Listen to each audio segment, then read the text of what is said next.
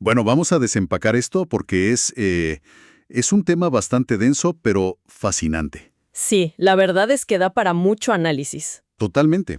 A ver, para quien nos escucha, imaginemos por un momento a un estudiante de, no sé, unos 10 años, un chico que vive en el campo y que sabe exactamente cómo leer las fases de la luna para predecir el momento óptimo de una cosecha. Ajá, un conocimiento muy específico. Exacto. O sea, un niño que comprende de forma casi intuitiva el sistema de raíces de los cultivos locales. Sabe cómo rotarlos para no agotar el suelo. Es un conocimiento complejo, casi científico, ¿verdad? Es ciencia empírica pura. Sí. Pues bien, imaginemos que ese mismo estudiante reprueba su clase de ciencias naturales. Y la reprueba simplemente porque el examen estandarizado, que fue diseñado a cientos de kilómetros de distancia, solo le hace preguntas sobre cómo funcionan los semáforos. Claro, o las líneas del metro. Exactamente. Líneas del metro o la flora típica de un parque urbano. Hoy, en esta inmersión profunda, nos sumergimos de lleno en un punto ciego gigantesco de nuestro sistema educativo. Y es un punto ciego que lleva décadas gestándose. Sí, y nuestra misión hoy es entender esto basándonos en un documento muy babelador de la doctora Crisálida Victoria Villegas González. Es un análisis sobre la educación rural y la diversidad de conocimientos, específicamente en el contexto venezolano. Que sirve como un reflejo perfecto para toda América Latina, fíjate. Tal cual, porque lo que este análisis expone es cómo la imposición de un modelo escolar puramente urbano está literalmente borrando del mapa saberes ecológicos y culturales que son vitales para sobrevivir. Así es, y el nivel de desconexión que plantea este documento va mucho más allá de, no sé, un simple debate sobre qué libros de texto comprar o qué materias dar. Ah, sí. ¿Qué tan profundo es el problema, entonces? Bueno, estamos hablando de una maquinaria institucional completa que, en lugar de empoderar a las comunidades agrícolas, actúa como un mecanismo de alienación. ¡Wow! O sea, ¿los aliena de su propia tierra? Exactamente. Durante décadas, y el documento lo ilustra con una precisión quirúrgica, se ha tratado al campo como si fuera simplemente una ciudad en pausa. Una ciudad en pausa. Sí, como si fuera una ciudad que aún no ha terminado de desarrollarse. Y bajo esa premisa tan falsa, pues se impone un currículum que le enseña al habitante rural que todo lo que sabe por experiencia propia no tiene ningún valor académico. Eso es durísimo. Para entender cómo llegamos a este nivel de ceguera institucional, creo que es necesario hacer un viaje en el tiempo. Es vital revisar la historia legal, sí. Porque, a ver, la lógica dictaría que a medida que avanzamos en el tiempo, las leyes educativas se vuelven más inclusivas, ¿no? Más adaptables a cada región. Debería ser así, pero la investigación nos muestra que ocurre exactamente lo contrario. Es que eso me voló la cabeza. El documento señala que ya por allá en 1998, la educación rural estaba en un estado de emergencia absoluto. Sí, operando totalmente de espaldas a la realidad social y natural de las regiones. Y lingüística también, ¿no? También.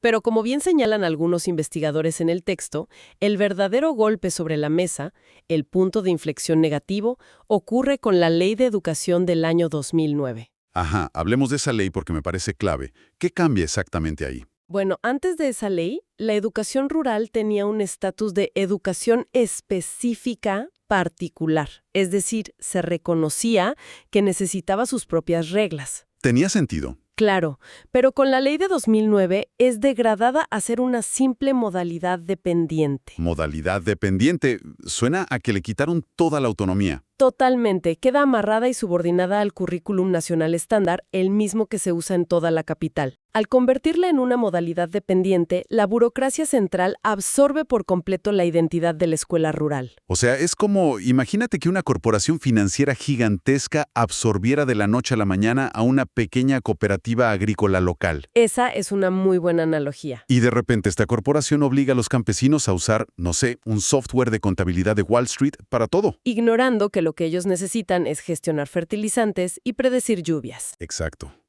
Y te pregunto, ¿por qué fallaron los intentos previos? Porque seguro alguien intentó adaptar las cosas antes de esa ley. Sí hubo intentos. Existieron soluciones menores para intentar contextualizar los contenidos a la realidad económica de cada comunidad. ¿Y qué pasó? Pues que la fuerza hegemónica del modelo urbano es demasiado grande. Salvo rarísimas excepciones, esa maquinaria burocrática urbana siempre terminó aplastando cualquier iniciativa local. O sea, el modelo urbano actúa casi como un imperio. Es un imperialismo cultural, sí. Y esto nos lleva al daño real que se inflige. Porque el problema de imponer este modelo urbano como un sistema de masas universal es que tiene un objetivo latente muy claro: ¿Cuál es ese objetivo? convertir a las escuelas a la doctrina de mercado.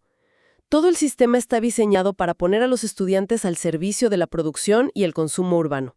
Wow, o sea, los están entrenando para ser ciudadanos de ciudad, aunque vivan en el campo. Exactamente. Y el resultado de esto es una ruptura abierta con los procesos naturales. Y aquí es donde el análisis introduce un concepto que a mí me parece devastador, que es el mito de la ignorancia. Sí, el mito de la ignorancia y la miseria. Lo leí en el documento y me pareció súper fuerte. ¿Cómo funciona esto en la mente de un niño? Pues se construye cuando la normativa de la escuela favorece únicamente lo urbano. Los libros de texto, los ejemplos de clase, todo está ajustado a mostrar industrias, edificios, tecnología de ciudad. Claro, entonces el mensaje implícito es que lo rural es atrasado. Es asociado injustamente con lo inculto o lo desfasado. Exacto. Se invisibiliza por completo todo el potencial histórico y social que tiene el campo. Y además excluye los saberes ecológicos. Sí, saberes de los que literalmente depende la vida en la tierra. Al sacarlos del currículo, los contenidos de la escuela se vuelven abstractos, fragmentados y no tienen ningún arraigo con el medio en el que viven esos estudiantes. Y aquí quiero intervenir porque hay un punto que me pareció realmente interesante en el texto.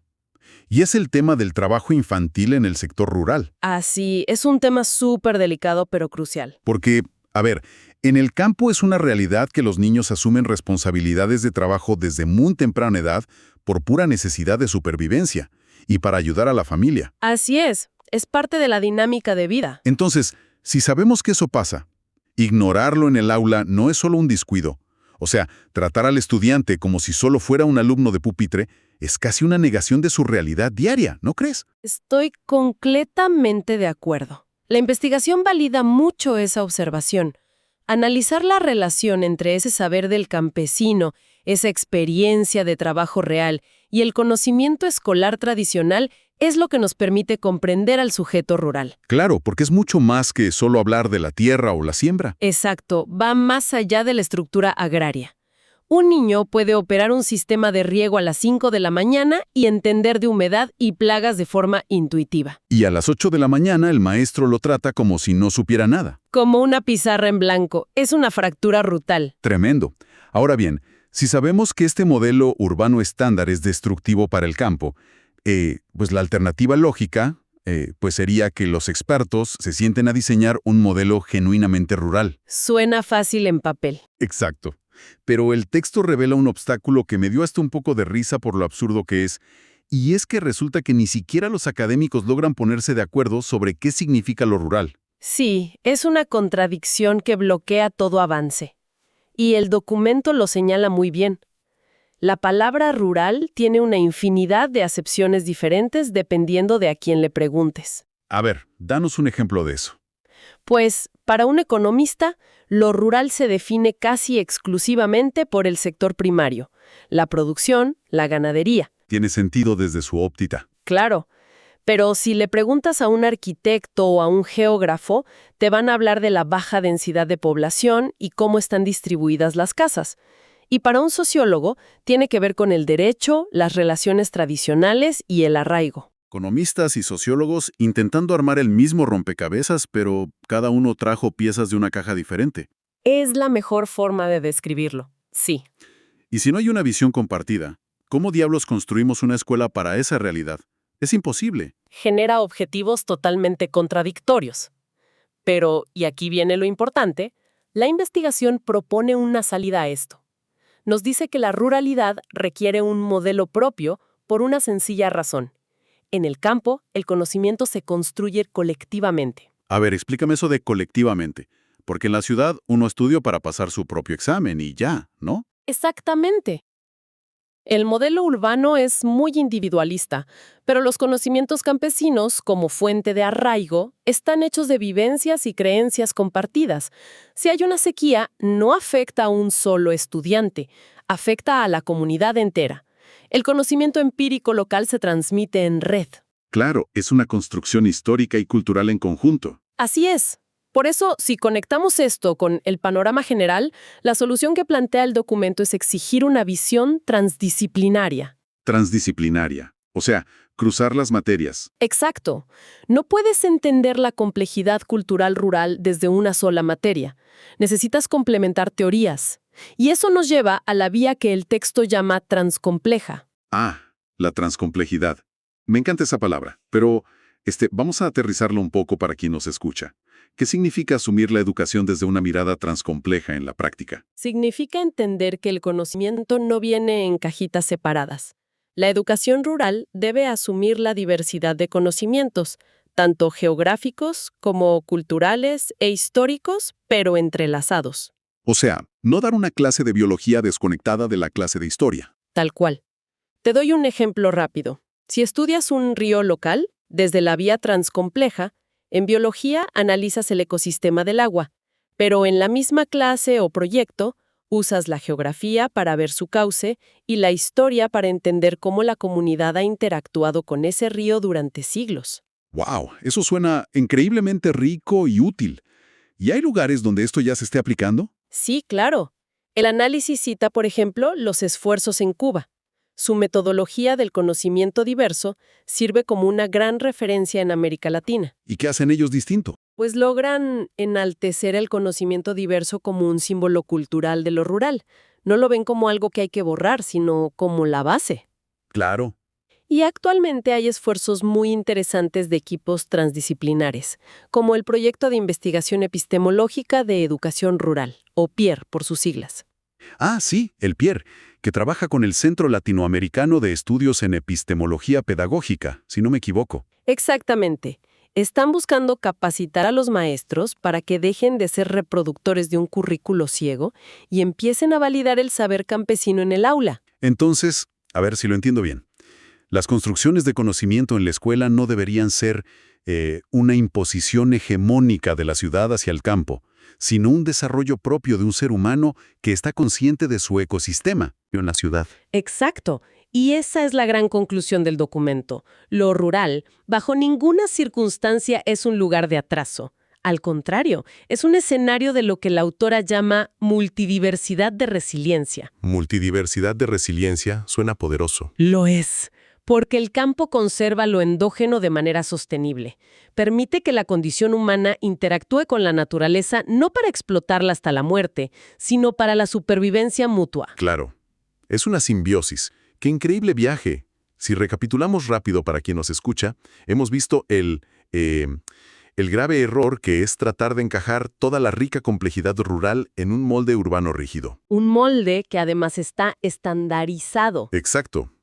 Vimos cómo esa imposición no solo aliena, sino que provoca la pérdida vital de un conocimiento ecológico que, francamente, es insustituible. Y cómo la salida a esto es una educación transcompleja que respete de verdad la creación colectiva de esos saberes. Y fíjate que esto es sumamente relevante para cualquier persona, vivas donde vivas, no solo para los educadores o la gente del campo. ¿Por qué dirías que nos afecta a todos en las ciudades? Porque estamos en un mundo saturado de información estándar, de fórmulas universales de éxito urbano que muchas veces nos llevan a crisis de sostenibilidad.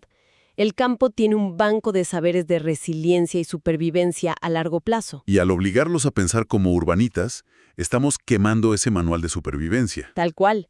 Estamos perdiendo saberes locales que son críticos para el futuro de todos nosotros. Totalmente. Es un nivel de ceguera sistémica que asusta cuando uno se pone a pensarlo. Sí, porque nos hace cuestionar qué consideramos válido como conocimiento. Y creo que eso nos deja con una reflexión bastante profunda para que la audiencia la mastique hoy. Si el sistema educativo estandarizado, con todos sus recursos, ha logrado invisibilizar siglos de conocimientos ecológicos de supervivencia, bajo el falso mito de que lo rural es ignorancia, Es para pensarlo, ¿sí? pues cabe preguntarse, ¿qué otras formas de sabiduría vital estamos descartando en nuestras propias vidas o en nuestras profesiones, única y exclusivamente porque no vienen empaquetadas en ese formato moderno, corporativo o urbano que nos han enseñado a aplaudir? Es una excelente pregunta para cerrar. Definitivamente. Ha sido un análisis revelador. Gracias por acompañarnos en esta inmersión profunda.